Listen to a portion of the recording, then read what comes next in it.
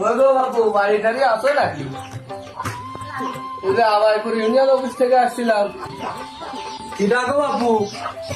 কি কি হয়েছে? এই যে বাবু আমি এই যে ইউনিয়ন অফিস থেকে আসছিলাম।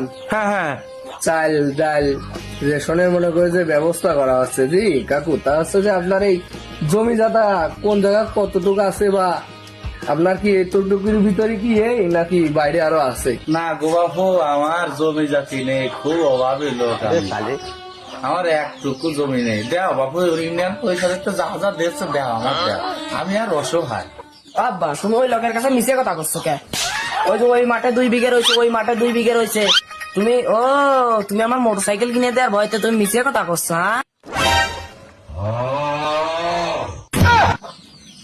চাচা তুমি এতক্ষণ ধরে কি করলে? মিশে কথা পারলে বলেন কি? হ্যাঁ? তোর জন্য আমার এসে কাট হইল না।